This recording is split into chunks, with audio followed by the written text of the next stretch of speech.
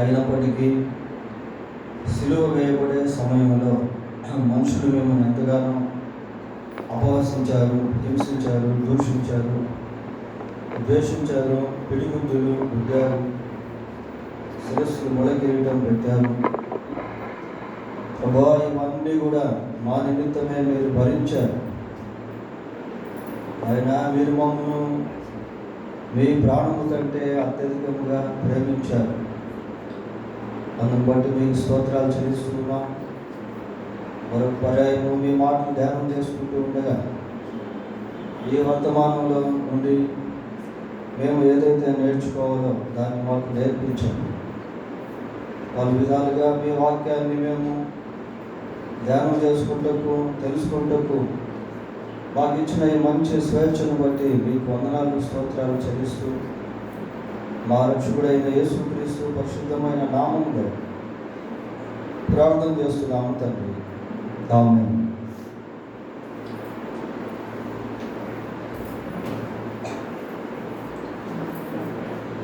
ఈరోజు యేసుక్రీస్తు ప్రభు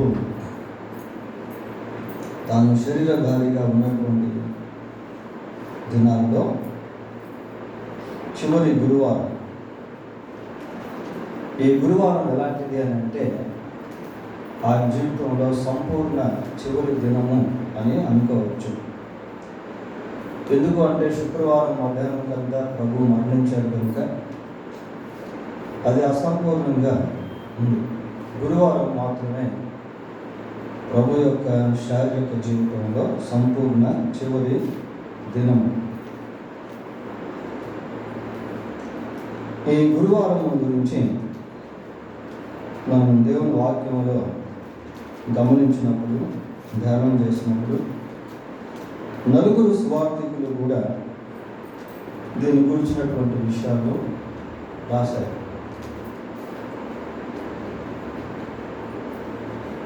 ఏ వాక్య భాగాల్లో ఇది రాయబడి ఉంది అని అంటే మత్తయి సువార్త 26వ అధ్యాయము 17 నుండి 46 వరకు, అలాగే మార్కు సువార్త 14వ అధ్యాయము 12వ వచనం నుండి 42వ వచనం వరకు, లూకా సువార్త 22వ అధ్యాయము 7వ వచనం నుండి 46వ వచనం వరకు, యోహాను సువార్త 13వ అధ్యాయము 1వ వచనం నుండి 38వ వచనం వరకు దీనికి సంబంధించినటువంటి భాగాలు రాయబడుతున్నాయి. లూకా సువార్త ఏమని చెప్పాను నేను? రిఫరెన్స్ 22:7 నుండి 46. ఈ వాక్య భాగాలన్నీ కూడా మనం పరిశీలించినట్లయితే ఈ గురువారం గురించినటువంటి విషయాలు మనకు అర్థం అవుతాయి. ఈ వాక్య భాగాల్లో కొన్ని ప్రవచనాలు అనేటువంటివి కూడా నెరవేర్చుకుంటాయి. ఈరోజు మనము ఈ 4 సువార్తలను కూలంకుషంగా ధ్యానం చేయలేము, కానీ మార్క్ సువార్తల నుండి కొన్ని విషయాలు నేటి దినానికి సంబంధించినవి జ్ఞాపకం చేసుకోబోతున్నాం. కొంచెం సిమిలర్గా వేరే సువార్తలు కూడా చూస్తాం. మార్క్ సువార్త 14వ అధ్యాయము 12వ వచనం నుండి 42వ వచనం వరకు ఈ గురువారానికి సంబంధించినటువంటి లేఖన భాగం అనేది మనకు కనబడుతుంది. ఈ లేఖన భాగాన్ని 5 భాగాలుగా విభజించి మనం తెలుసుకోబోతూ ఉన్నాం. ఈ 5 భాగాలు ఏంటి అని అంటే, మొదటిది పస్కా సిద్ధపాటు. 12వ వచనం నుండి 16వ వచనం వరకు అది ఉంది. రెండవది యూదాను గూర్చిన హెచ్చరిక.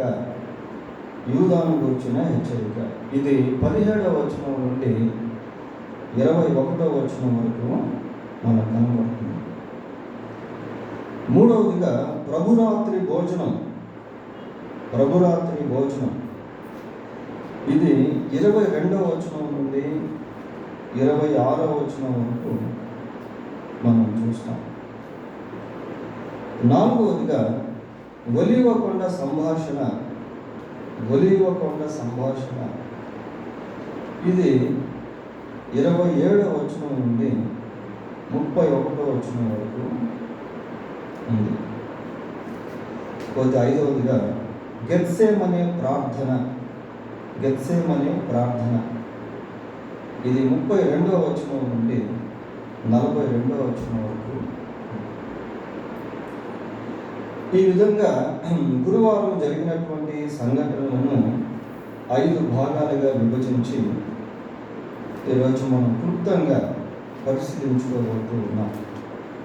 సరే, మార్కు సువార్త 14వ అధ్యాయము 12వ వచనం. పులియని రొట్టెల పండుగలో మొదటి దినమున వారు పస్కా పశువును వధించినప్పుడు ఆయన శిష్యులు, నీవు పస్కాను భుజించుటకు మేమెక్కడికి వెళ్ళి సిద్ధపరచవలనని కోరుచున్నారని ఆయనను అడగగా, ఆయన, మీరు పట్టణములోనికి వెళ్ళుడి, అక్కడ నీళ్ల కుండ మోయుచున్న ఒక మనుష్యుడు మీకు ఎదురుపడును. వాని వెంట పోయి వాడు ఎక్కడ ప్రవేశించునో ఆ ఇంటి యజమానుని చూచి, నేను నా శిష్యులతో కూడా పస్కాను భుజించుటకు నా విడిది గది ఎక్కడ అని బోధకుడు అడుగుచున్నాడని చెప్పుడు. అతడు సామగ్రితో సిద్ధపరచబడిన గొప్ప మేడ గది మీకు చూపించును, అక్కడ మన కొరకు సిద్ధపరచుడని చెప్పి తన శిష్యులలో 2 పంపెను. శిష్యులు వెళ్ళి పట్టణంలోనికి వచ్చి ఆయన వారితో చెప్పినట్టు కనుగొని పస్కాను సిద్ధపరచు. ఇది ఫస్ట్ పార్ట్. ఈ మొదటి భాగంలో ఆ 12వ వచనంలో ఏమని చదువుతున్నాము అంటే, పులియని రొట్టెల పండుగలో మొదటి దినమున వారు పస్కా పశువును వధించునప్పుడు. ఈ పులియని రొట్టెల పండుగ 8 రోజులు జరిపించుకుంటారు యూదులు. మరి పండుగలను గురించి 7 పండుగలు ఓల్డ్ టెస్టిమెంట్లో మనకు కనబడతాయి. పస్కా పండుగ అని, పెంతెకోస్తు పండుగ అని. అంతకుముందు నేను దాని గురించి 2 భాగాలుగా విభజించి చెప్పాను. సరే, ఈ పులియని రొట్టెల పండుగను 8 రోజులు యూదులు జరిపించుకుంటారు. ఈ 8 రోజుల పండుగలో మొదటి దినము పస్కా బలి పశువుతో ప్రారంభమవుతుంది. ఈ పులియని రొట్టెల పండుగను పస్కా పండుగ అని అంటారు, లేదా పులియని రొట్టెల పండుగ అని కూడా అంటారు.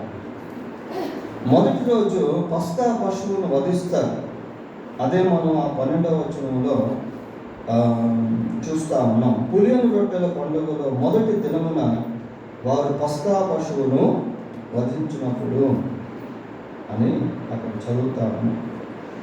ఈ పస్కా పశువు వధించబడేటువంటి జెవిష్ క్యాలెండర్ అంటే యూదుల క్యాలెండర్ ప్రకారము నీసాను మాసంలో ఇది వాళ్ళు జరిపిస్తారు. నిసాను మాసం అని హీబ్రూ క్యాలెండర్లో ఉంటుంది.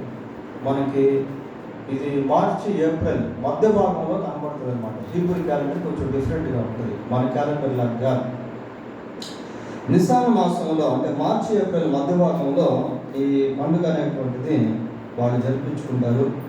మొదటి దినమందు పస్కా పశువును వధించి సాయంత్రం పూట విందు చేసుకుంటారు. పస్కా విందు అనేటువంటిది సాయంత్రం పూట చేసుకుంటారు. పాస్ఓవర్ మీల్ అని ఉంటారు దాన్ని. ఎప్పుడైతే ఈ పస్కా పశువు వధించబడుతుందో మొదటి దినమున వెంటనే పులియని రొట్టెల పండుగ ప్రారంభమవుతుంది.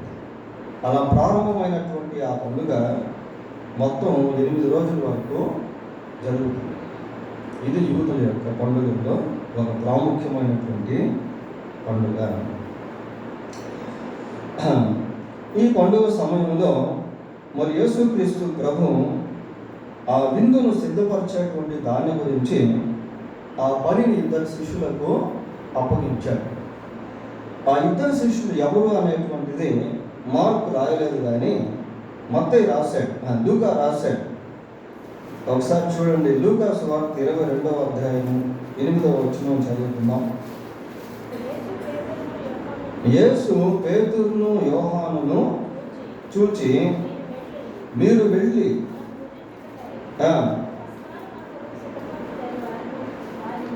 చాలు. ఎవరట శిష్యులు? పేతురు, యోహాను. వీరిద్దరిని ప్రభు పస్కా విందును సిద్ధపరిచేదానికి పంపించాడు. ఆ పస్కా విందు సిద్ధపరిచినటువంటి ఆ సామగ్రి కలిగినటువంటి ఆ గది చాలా పెద్ద గది. ఒక మంచి రిచ్ మ్యాన్ అయి ఉండొచ్చు, maybe he was a rich man. ఒకసారి చూడండి, 26వ అధ్యాయం మత్తయి సువార్త 18వ వచనం ఒకసారి చదువుదాం. అక్కడ పేరు అయితే రాయబడలేదు, కానీ చదవండి. 26:18.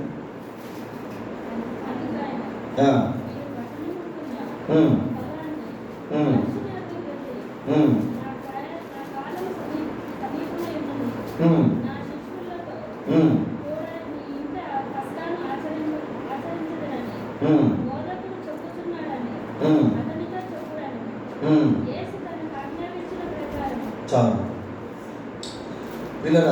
God selected a particular person for preparing పస్కా మీల్. అంటే ఈ పస్కా విందును సిద్ధపరిచేటువంటి పాస్ఓవర్ మీల్, ఈ పస్కా విందును సిద్ధపరిచేటువంటి విషయంలో దేవుడు ఒక ప్రత్యేకమైనటువంటి వ్యక్తిని ఏర్పాటు చేసుకున్నాడు. అయితే శిష్యులతో ప్రభు మాట్లాడుతూ, మీరు పట్టణంలోనికి వెళ్ళండి, అక్కడ నీళ్లకుండా మోయుచున్న ఒక మనుషుడు మీకు ఎదురుపడును.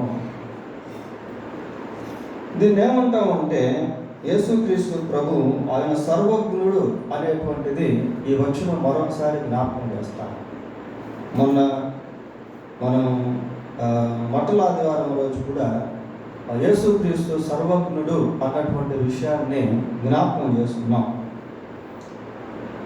శిష్యులతో మాట్లాడుతూ, మీరు ఎదుటిన్న వీధికి వెళ్ళండి, అక్కడ కట్టబడి ఉన్నటువంటి గాడిద పిల్ల మీకు కనబడుతుంది, మీరు విప్పుతూ ఉన్నప్పుడు వాళ్ళు అడుగుతారు, మీరు వాళ్ళకి ఈ విధంగా చెప్పండి అనే రీతిగా ఈ కార్యక్రమంలో కూడా యేసుక్రీస్తు ప్రభు మరి సర్వజ్ఞుడుగా మనకు కనబడతాను.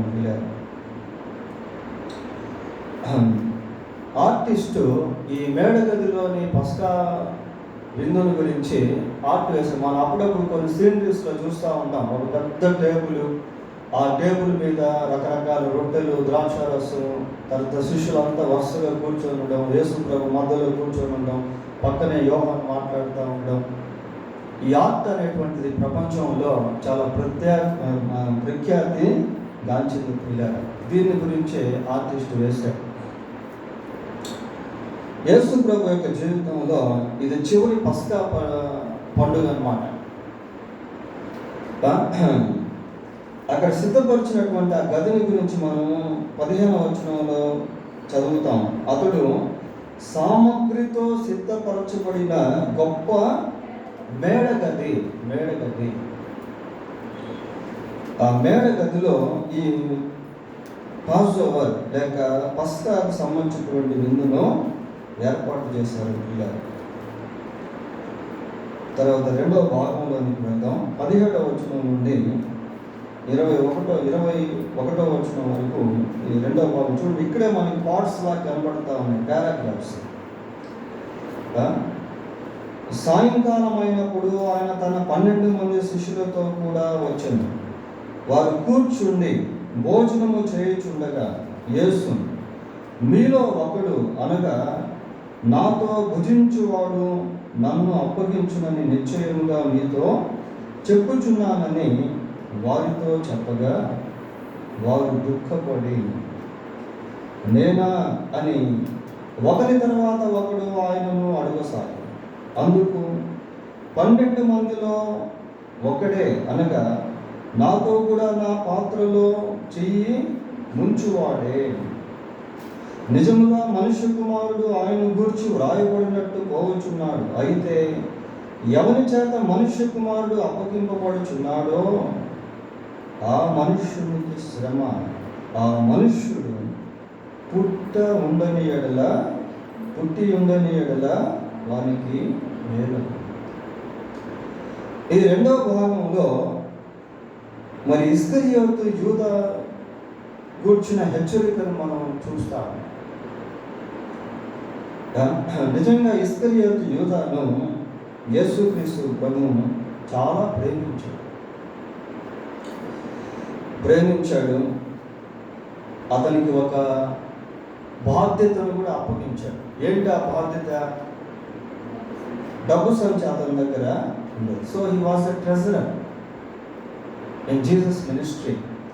యేసు ప్రభు యొక్క పరిచర్యలో ఇస్కరియోతు యూదా ఒక కోశాధికారి. డబ్బు సంచి అతని దగ్గర ఉండేది. కొన్ని డబ్బు సంచి అతని దగ్గర ఉంటే దాంట్లో నమ్మకంగా ఉన్నాడా? లేడు. అందులో వేయకున్నటువంటి డబ్బును కూడా దొంగతనం చేస్తా వచ్చాడు. యోహాను సువార్తలో చూస్తాం ఆ మాట. హి was not faithful servant, he stealing repeatedly. దాంట్లో వేయించినటువంటి ఆ ధనాన్ని అతను దొంగతనం చేస్తూ వచ్చాడు. అయినా కూడా యేసుక్రీస్తు ప్రభు అతన్ని ప్రేమించాడు. ఇక్కడ యూదాను గురించి ప్రభు హెచ్చరికిస్తా ఉన్నాడు. చాలా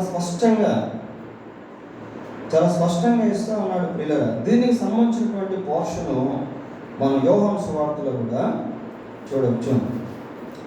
ఇది ఒక ప్రాఫెసీ లాగా కూడా కనబడుతూ ఉంది. అంటే యూదా చేయబోయేటువంటి కార్యముల గురించి యేసుక్రీస్తు ప్రభు ముందుగానే హెచ్చరిస్తూ దీన్ని ఒక ప్రవచన రూపకంగా ప్రభువు మాట్లాడతాడు. When God speaks about the life of a particular person, he needs to correct himself. He needs to escape from danger. దేవుడు ఒక వ్యక్తిని గురించి ముందుగా మాట్లాడుతూ ఉన్నప్పుడు, లేక స్పష్టంగా మాట్లాడుతూ ఉన్నప్పుడు ఆ వ్యక్తి మేల్కోవాలి, రానున్నటువంటి అపాయమును తప్పించుకోవాలి. అయితే యూదా అలా చేయలేదు. ఎందుకు అంటే యూదాలో సైతాను ప్రవేశించాడు. యూదా ఎదపైన సిలువ ఉంటే ఎదలోపల సైతాను కూర్చోన్నాడు. చూడండి, యోహాను సువార్త 13వ అధ్యాయం 25వ వచనాన్ని చదువుతుంది.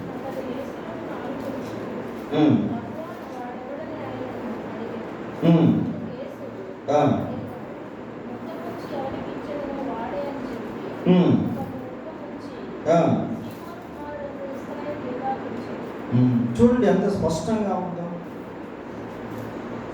చాలా స్పష్టంగా యూదాను గురించి యేసుక్రీస్తు ప్రభువు తెలియజేస్తా ఉన్నాడు. పిల్లలు అయితే అక్కడ మాట మనం వాడు ఆ ముక్క పుచ్చుకొనగానే సాతాను వానిలో ప్రవేశించాడు. సైతాను యూదాలోనికి వెళ్ళిపోయాడు, యూదాలో ప్రవేశించాడు. Why? Because he gave his heart to the devil, even though he follows Jesus. ఎందుకు అంటే యేసుక్రీస్తు ప్రభువుని యూదా వెంబడిస్తూ ఉన్నప్పటికీ హృదయం మాత్రం యూదా ఏం చేశాడు? సైతానికి ఇచ్చేసాడు. చూడండి, అదే యోహాను సువార్త 13వ అధ్యాయం 2వ వచనం చదువుతున్నాం. వారు భోజనము చేయుచుండగా ఆయనను అప్పగింపవలనని సీమోను కుమారుడగు ఇస్కరియోతు యూదా హృదయములో అపవాది ఇంతకు ముందే ఆలోచన పుట్టించేశాడు. అపవాది సైతాన్ ఏం చేశాడంటే ఇస్కరియోతు యూదా హృదయంలో యేసుక్రీస్తు ప్రభువును అప్పగింపవలనే ఆలోచనను పుట్టించి, కాబట్టి యూదా హెచ్చరిక పొందుతూ ఉన్నప్పటికీ దానికి లోపడలేకపోయాడు. ఇవన్నీ మన జీవితంలో కూడా నేర్చుకోవాల్సినటువంటి పాఠాలు. కొన్నిసార్లు కొన్ని విపత్తులు రాకముందు దేవుడు హెచ్చరిస్తాడు, మాట్లాడతాడు, ముందుగానే తెలియజేస్తాడు.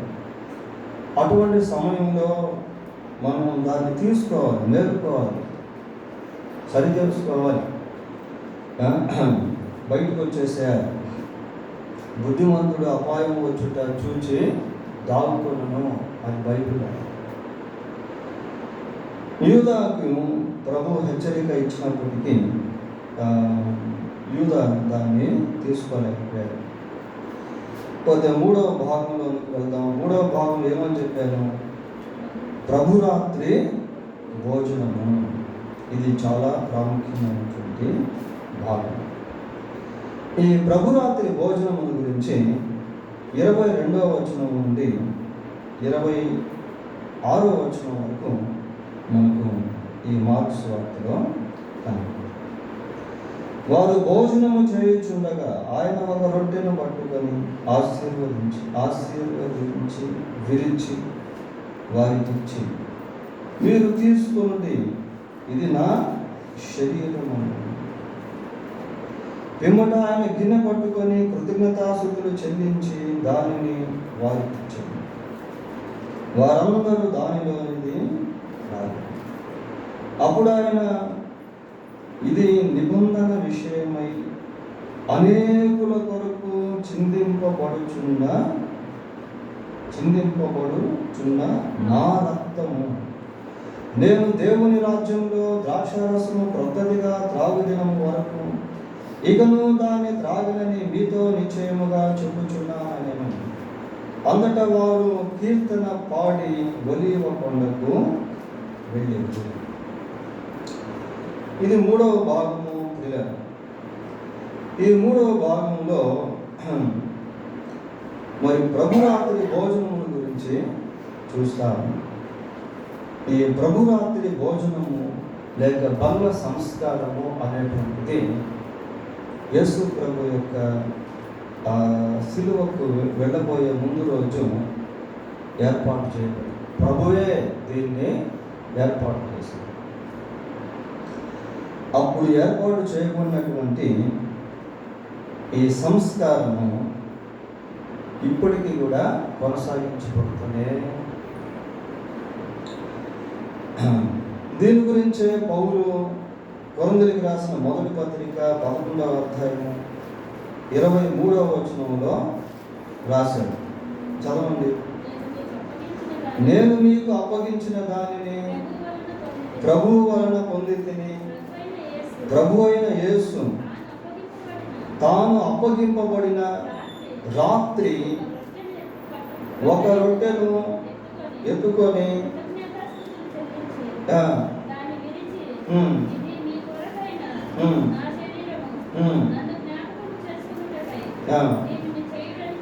చాలు. కనుక ఈ బల్ల సంస్కారం అనేటువంటిది ఈ గురువారం రోజే ప్రారంభించబడింది. ఆ రోజు ప్రారంభించబడినటువంటి ప్రభురాత్రి భోజనము ఈ రోజు వరకు కూడా సంఘము ఆచరిస్తూనే ఉంటుంది. ప్రభు ఇక్కడ ఒక మాట చెప్పాడు. ఏమని చెప్పాడు అంటే 25వ వచనంలో, నేను దేవుని రాజ్యంలో ద్రాక్షారసము క్రొత్తదిగా త్రాగుదినము వరకు ఇకను దాన్ని త్రాగను.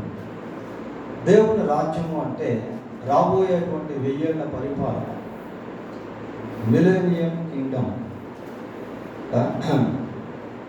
సరే, దీంట్లో మనం నేర్చుకోవాల్సినటువంటి ఇక్కడ మార్కు కొన్ని విషయాలు రాశాడు. అయితే మత్తయి ఇంకొంచెం డీటెయిల్డ్గా ఈ విషయాలను తెలియజేశాడు. ఒకసారి మత్తయి సువార్త కూడా వెళ్దాం. మత్తయి రాసిన సువార్త 26వ అధ్యాయము 26 నుంచి 30 వచనం వరకు చదువుకుందాం.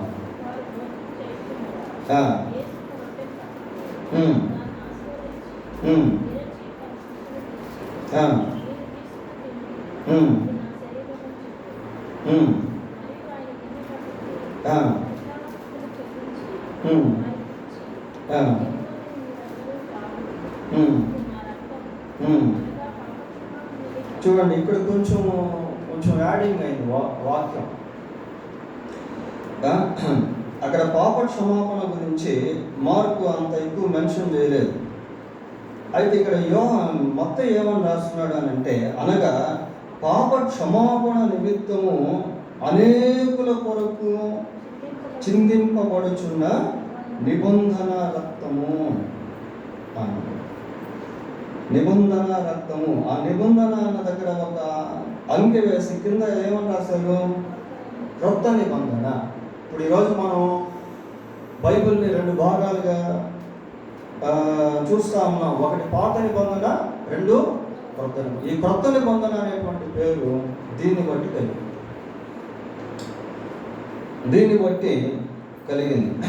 క్రొత్త నిబంధన అనగానే మనకు మొట్టమొదటిగా గుర్తు రావాల్సింది ఏంటి అంటే ఇదనమాట. యేసు ప్రభు పాపుల కొరకు చిందించబడినటువంటి నిబంధన రక్తం, అది దాని అర్థం. చాలా స్పష్టంగా మత్తయి రాశాడు దీని గురించి. అనగా పాప క్షమాపణ నిమిత్తము అనేకుల కొరకు చిందింపబడుచున్న నిబంధన రక్తము. ఇక్కడ అనేకులు అంటే అందరూ అని అర్థం లేదు. అనేకులు అంటే not only for a group of people, for some people, ఏదో కొద్ది మందిని గురించో లేక ఒక గుంపుల గురించో చెప్పబడినటువంటి మాట కాదు, కానీ అందరి కొరకు యేసుక్రీస్తు ప్రభు యొక్క రక్తము చిందించు. మనుషులందరి పాపముల కొరకు యేసుక్రీస్తు ప్రభు యొక్క రక్తము చిందించబడింది. పేతురు రాసిన మొదటి పత్రిక 1వ అధ్యాయం. ఈ రక్తముల గురించి పేతురు ఇంకొంచెం వివరణాత్మకంగా రాశాడు. చూడండి, పేతురు రాసిన మొదటి పత్రిక 1వ అధ్యాయం 9వ వచనం చదువుకున్నాం. 19 చదవండి. 19. అమూల్యమైన రక్తము చేత అనగా నిర్దోషమును నిష్కలంకమును అగు గొర్రె పిల్ల వంటి క్రీస్తు రక్తము చేత విమోచింపబడితేరని మీరు ఎరుగుదురు కదా. పేతురు ఎంతో చక్కగా దీని గురించి రాస్తాము. అమూల్యమైన రక్తము చేత అనగా నిర్దోషమును నిష్కలంకమును అగు గొర్రె పిల్ల వంటి క్రీస్తు రక్తము చేత విమోచింపబడితేరని మీరు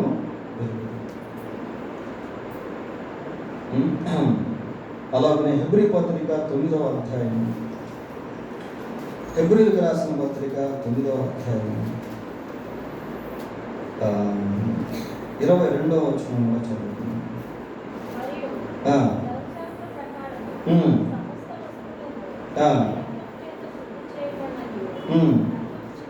రక్తము చిందింపకుండా పాప క్షమాపణ కలుగదు.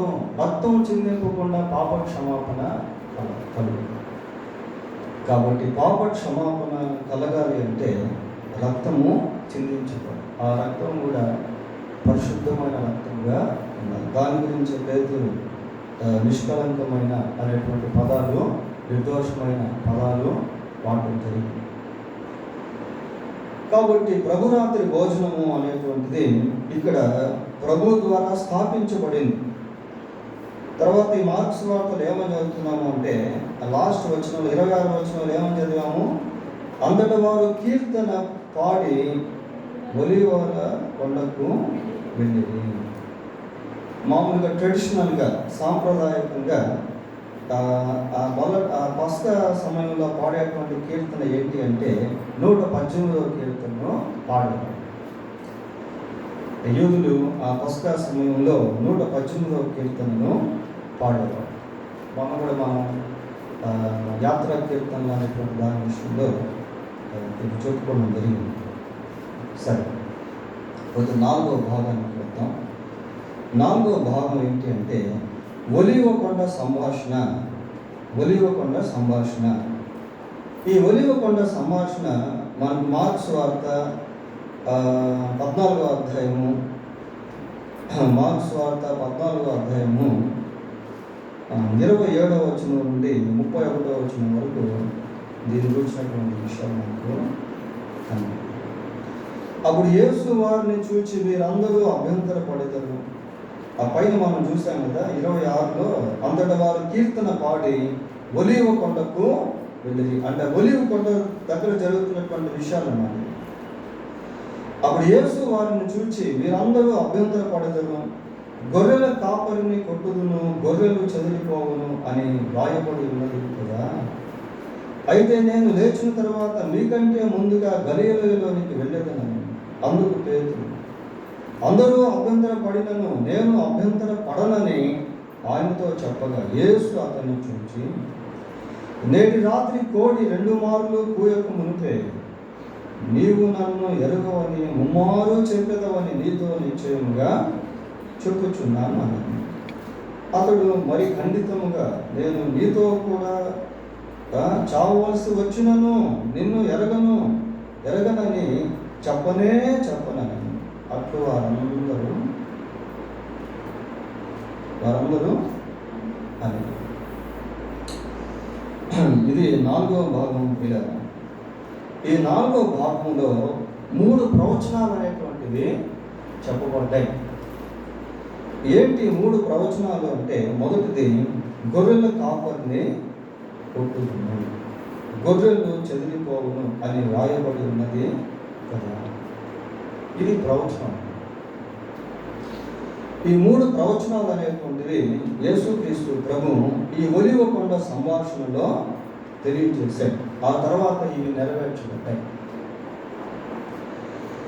మరి గొర్రెల కాపరిని కొట్టుదును అనేటువంటి ప్రవచనము జకర్యా గ్రంథంలో మనం చూస్తాం. జకర్యా గ్రంథం 13వ అధ్యాయము, జకర్యా గ్రంథం 13వ అధ్యాయము 7వ వచనం ఒకసారి చదవండి.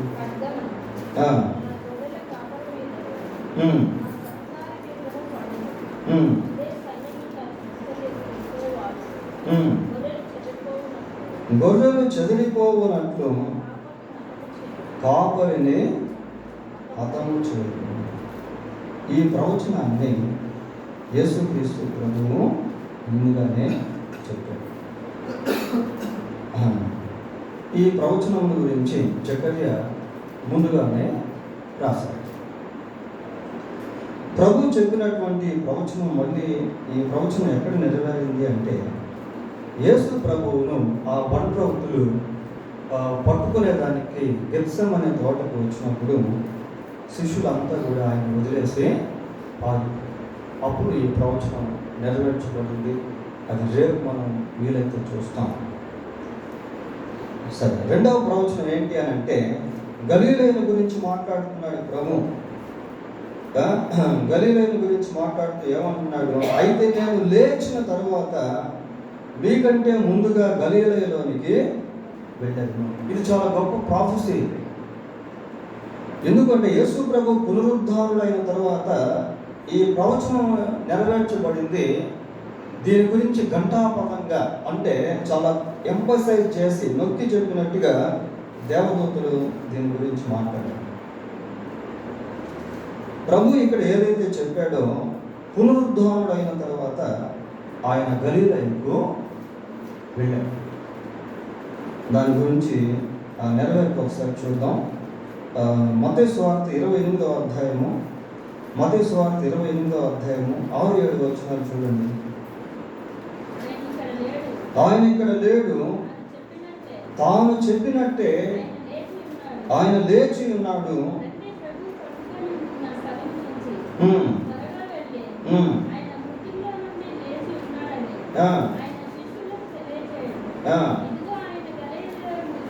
ఇదిగో ఆయన గలిలయలోనికి మీకు ముందుగా వెళ్ళుచున్నాడు. చూడండి, నిజంగా దేవుని వాక్యాన్ని మనం పరిశీలించి చదువుకున్నప్పుడు ఎక్కడ కూడా తప్పులు అనేటువంటివి కనబడదు. ప్రవచనాలు, వాటి యొక్క నెరవేర్పులు ఖచ్చితంగా 100% ఉన్నది ఉన్నట్టుగా అవి నెరవేర్చు. ఇక్కడ ప్రభు ఏదైతే చెప్పాడో, ఆయన పునరుద్ధారుడు అయిన తర్వాత ఆ రీతిగా నేను గలిలయకు వెళ్ళాడు. దాని గురించి దేవదూతలు ఇక్కడ చెప్తాను. తర్వాత 3వ ప్రవచనం ఏంటంటే పేతురుని గురించి. పేతురుని గురించి ప్రభు మాట్లాడుతూ 29-30 వచనాల్లో ఏమని చెప్తున్నాడు? ఆ, ఆ, అందరూ అభ్యంతర పడినాను, నేను అభ్యంతర పడనని ఆయనతో చెప్పగా యేసు అతన్ని చూచి రెండు మార్లు కూయకు మునిపే నీవు నన్ను ఎరగవని ముమ్మారు చెప్పు. ఇది కూడా ప్రవచనమే,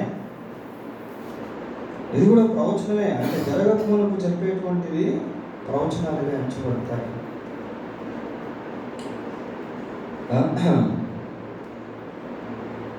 పేతురు 3 సార్లు యేసుక్రీస్తు ప్రభువును ఎరగను అన్నటువంటి విషయాలు మత్తయి సువార్త 26వ అధ్యాయంలో మనం చూస్తాం. చదవక్కర్లేదు కానీ మీరు రాసుకోండి. మత్తయి సువార్త 26వ అధ్యాయము 69 నుంచి 79 వరకు, అంటే 69వ వచనం నుండి 75వ వచనం వరకు చదువుకుంటే అక్కడ ఈ మాటలు నెరవేర్చబడినట్టుగా కనబడుతుంది. 3 సార్లు మరి పేతురు యేసుక్రీస్తు ప్రభువును ఎరగను అన్నటువంటి విధంగా మాట్లాడుతూ వచ్చాడు. అవి అక్కడ నెరవేర్చుకుంటే ఈ మార్క్స్ వార్తలు కూడా మనం గమనించవచ్చు. అయితే అక్కడ కొంచెం డీటెయిల్గా మత్తయి రాశాడు. సరిపోతే లాస్ట్ భాగం, 5వ భాగం ఏంటి అని అంటే గెత్సేమనే ప్రార్థన. ఈ గెత్సేమనే ప్రార్థనను మనం మార్క్స్ వార్త 14వ అధ్యాయంలో 32వ వచనం నుండి 42వ వచనం వరకు ఈ ప్రార్థన గురించిన విషయాలు మనం చూస్తాం.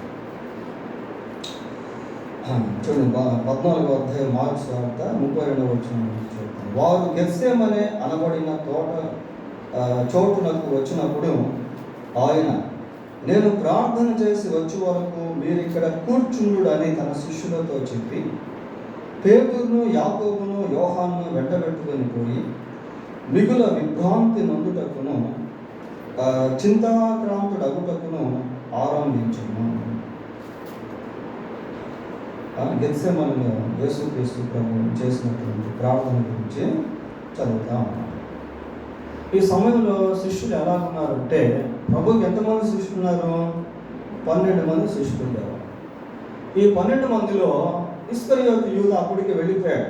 ఆయన అప్పగించేటువంటి ప్రయత్నంలో ఉన్నాడు ఇస్కరియోతు యూద. కాబట్టి ఇక్కడ లేడు. ఇంకెంతమంది ఉన్నారు? ఇక్కడ 11 మంది ఉన్నారు. ఈ 11 మందిలో ప్రభు ఏం చేశాడంటే 8 మందిని మాత్రం ఒక ప్రాంతంలో పెట్టాడు. బాబు మీరు ఇక్కడ ఉండండి అని చెప్పి 8 మందిని ఒక దగ్గర పెట్టి 3 మాత్రం తన వెంట తీసుకుంటాడు. ఎవరా 3? పేతురు, యోహాను, యాకోబు. వీరు 3 కూడా తీసుకెళ్ళి వాళ్ళని మళ్ళీ ఇంకొక చోట పెట్టాడు. మీరు ఇక్కడ ఉండండి అని చెప్పి వాళ్ళని ఇంకో చోట పెట్టి ప్రభువు ఏకాంతంగా వెళ్ళి ప్రార్థన చేయడం ప్రారంభించాడు. ఇక్కడ చేసినటువంటి ప్రార్థన మామూలు ప్రార్థన కాదు. ఈ గెత్సేమనెలో యేసుక్రీస్తు ప్రభు చేసినటువంటి ప్రార్థన it is not a simple prayer, it is not a normal prayer. అక్కడ ఒక మాట మనం చదువుతున్నాం, నా ప్రాణము మరణమగునంతగా దుఃఖములో మునిగి ఉన్నది. చాలా దుఃఖంతో, చాలా బాధతో, చాలా వేదనతో ప్రభువు అక్కడ ప్రార్థన చేశాడు. ఈ ప్రార్థన గురించి మత్తయి రాశాడు, మార్కు రాశాడు, లూకా కూడా రాశాడు. యోహాను రాయలేదు ఈ ప్రార్థన గురించి. 3 సువార్తికులు మాత్రం ఈ ప్రార్థన గురించి రాయడం జరిగింది. అయితే లూకా వైద్యుడు, ఆయన డాక్టర్ కాబట్టి ఈ ప్రార్థన గురించి కొన్ని మాటలు ఉపయోగించాడు. చూడండి, లూకా సువార్త 21వ అధ్యాయము 44వ వచనం చదువుకుందాం. ఆయన వేదన పడి ప్రార్థన చేయగా ఆయన చెమట నేల పడుచున్న గొప్ప రక్త బిందువు వలె ఆయన మరింత వేదన పడి, అంటే వెయిట్ వర్డ్స్ అన్నమాట. మామూలుగా సింపుల్గా వేదన పడడం వేరు, మరింత వేదన ప్రార్థన చేస్తా ఉంటే చెమట రక్తపు బిందువులాగా ఈ విషయాన్ని లూకా మాత్రమే రాశాడు. మత్తయి కానీ మార్క్ కానీ వెయిట్ రాయలేదు, లూకా మాత్రమే రాశాడు.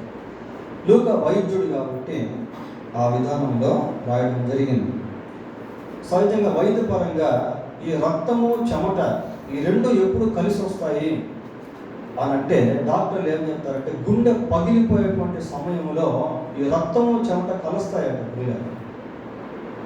అంటే అంత తీవ్రమైనటువంటి వేదన, అంత తీవ్రమైనటువంటి బాధ, అంత తీవ్రమైనటువంటి దుఃఖంతో యేసుక్రీస్తు ప్రభు ఆ గెత్సెమనీలో ప్రార్థన చేశాడు. మరి ప్రభు ప్రార్థన చేస్తూ ఉన్నప్పుడు ఆయన దేని గురించి ప్రార్థన చేశాడు అది మనకు తెలిస్తే ఆ వేదన ఏంటో ఆ బాధ ఏంటో అనేది మనకు అర్థం అవుతుంది. అంతే కదా, హృదయం నిండి ఉండి దాన్ని బట్టి నోరు మాట్లాడను. మరి ఆ టైంలో ప్రభు యొక్క హృదయము బహుశా దేనితో నింపబడి ఉండొచ్చు. ఆయన అక్కడ దేని గురించి ప్రార్థన చేశాడు ఒకసారి మార్క్స్ వార్తలు చూద్దాం. 14 34 వచ్చిన 33 వచ్చిన చదవం 35 వచ్చిన. కొంత దూరం సాగిపోయి నేల మీద పడి సాధ్యమైతే ఈ గడియ తన యొద్ద నుండి తొలగిపోవాలని ప్రార్థించు. నాయనా తండ్రి, నీకు సమస్తము సాధ్యము, ఈ గిన్నె నా యొద్ద నుండి తొలగించు, అయినను నా ఇష్ట ప్రకారం కాదు, నీ చిత్త ప్రకారమే. ఇక్కడ ఒక గిన్నెను గురించి ప్రభు ప్రార్థన చేశారు. గిన్నె అంటే ఏదో మనం వాడుకునేటువంటి గిన్నె కాదు పిల్లలు, అది దేవుని యొక్క భయంకరమైనటువంటి ఉగ్రత. The bowl is symbolical of God's ప్రార్థన. ఆ గిన్నె దేవుని యొక్క ఉగ్రతకు ఒక సూచనగా, దేవుని యొక్క ఉగ్రత అంతా కూడా యేసుక్రీస్తు ప్రభు మీద పడుతుంది. ఇంకా ఒక రకంగా చెప్పాలి అంటే యోహాను ఒక మాట రాశాడు, లోక పాపమును మోసుకొని పోవు దేవుని పరిశుద్ధుడైనటువంటి ఆ శరీరం పైన యేసుక్రీస్తు పరిశుద్ధుడు. అందుకే ఆయన జన్మించే టైంలో మరి ఒక మాట, నేను పురుషుని ఎరగని దానినే ఇది ఎలా సాధ్యం అంటే దేవదూత అన్నాడు, పుట్టబోవు శిశువు పరిశుద్ధుడు. ఆయన శరీరం పరిశుద్ధమైనది పిల్లలు. ఒక్కసారిగా మానవుని యొక్క పాపం అంతా కూడా, లోక పాపం అంతా కూడా ఆయన శరీరం మీద పడిపోయింది. అసలు దేవుడు పాపరహితుడు. ఆయన అసలు పాపము లేనటువంటి వాడు. ఆయన నోట ఏ కపటం కూడా లేదు అని పేతురు, అసలు ఆయన పాపమేమీ చేయలేదు అని పేతురు రాశాడు. ఆయన ఎందుకు పాపమేమీ లేదు అని యోహాను రాశాడు. ఆయన తలంపుల్లో, ఆలోచనల్లో, చూపుల్లో, మాటల్లో, ఆశల్లో, కోరికల్లో, ప్రవర్తనలో, హృదయంలో, మనసులో, గ్రహింపులో ఎక్కడ కూడా పాపం లేదు. జన్మలో, క్రియల్లో ఎక్కడ కూడా పాపం అనేటువంటిది లేదు. ఒక్కసారిగా లోక పాపం అంతా కూడా ఆయన మీద వచ్చి పడిపోయింది. ఒక మాట మనం చూద్దాం. కొరింథీయులకు రాసిన 2వ పత్రిక 5వ అధ్యాయము 21వ వచనం. ఎందుకనగా మనము ఆయన యందు దేవుని నీతి అగునట్లు పాపమెరుగని ఆయనను మన కోసము పాపముగా చేసి భరించలేకపోయాడు. ఆ పాపము, దోషము, అతిక్రమము, అపవిత్రత ఇవన్నీ కూడా పరిశుద్ధుడైనటువంటి దేవుని పైన, పరిశుద్ధమైనటువంటి ఆయన శరీరం మీద మోపబడ్డాయి. ఇది ఒక రీజన్. పోతే మూడవది ఏంటంటే, యేసు ప్రభు సిలువ వేయబడినటువంటి సమయంలో 4వ మాట ఏమని పలికాడు? నా దేవా నా దేవా నన్ను ఎందుకు చేయి విడిచితివి. వాస్తవానికి యెహోవాను యేసుక్రీస్తు ప్రభు ఏమని పిలుస్తాడు చెప్పండి జనరల్గా? సరే, ఫస్ట్ మాట ఏంటి? తండ్రి వీరిని చేయించున్నారు మీరు. లాస్ట్ మాట ఏంటి? తండ్రి నీ చేతికి నా ఆత్మను.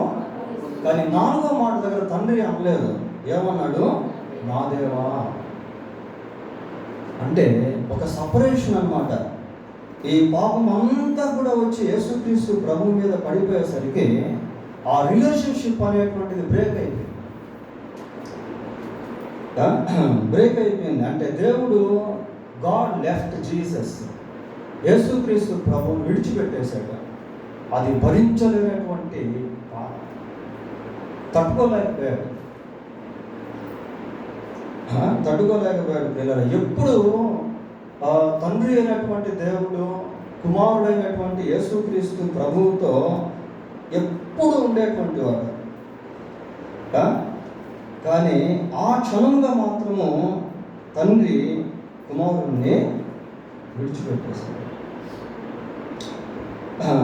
విడిచిపెట్టేశాడు పిల్లలు. యోహాను సువార్తలో యేసుక్రీస్తు ప్రభు ఒక మాట చెప్తాడు. ఏమని చెప్తాడంటే,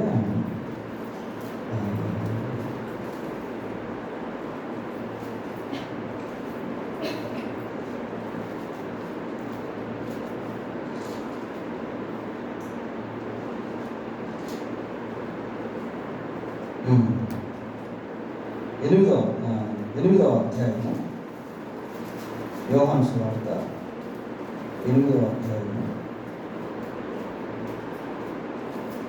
29వ వచనం చదవండి.